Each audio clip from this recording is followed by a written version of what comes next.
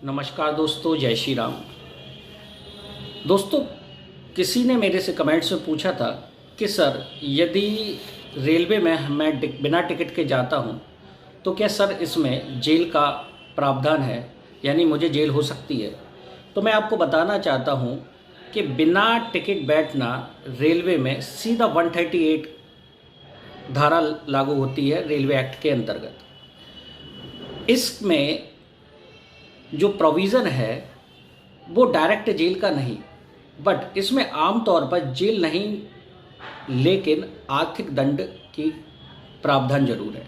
अब आर्थिक दंड से तात्पर्य, आर्थिक दंड माना जुर्माना। जुर्माना तो सर जुर्माना कितना होगा? इसमें जुर्माना आप ये मान के चले actual fair plus penalty. Actual fair क्या है?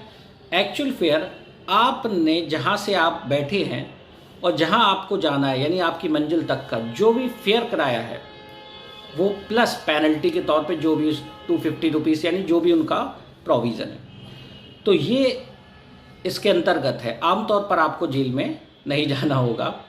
अच्छा, अब दूसरी कंडीशन ये है, यदि आप जनरल टिकट लिए हो और स्लीपर या उससे ऊपर वाली क्लास में बैठते हो तब क्या प्रोविज़न है? तो इसमें भी आप टीटी से डरे नहीं और उससे आप टीटी से अनुमति लें।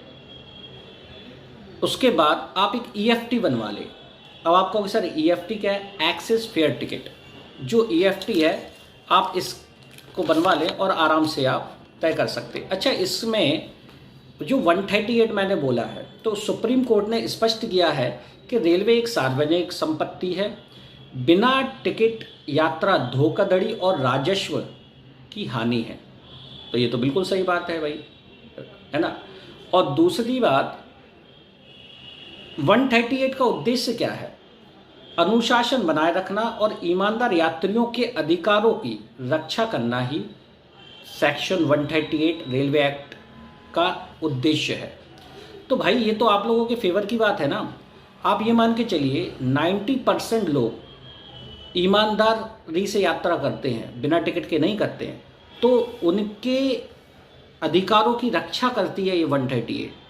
उन्हें डिस्टरबेंस से बचाती है, उन्हें चोरी चकारी से बचाती है। तो ये आपके फ़ायदे की है। इसलिए आप हमेशा याद रखें, जब भी रेलवे में यात्रा करें तो आपको याद रखना 138। ठीक है, थैंक यू मेरे दोस्तों। आपको ये वीडियो कैसी लगी? इन्फॉर्मेटिव है? अगर इन्फॉर्मेटिव है तो आप रखिए। धन्यवाद, शुक्रिया।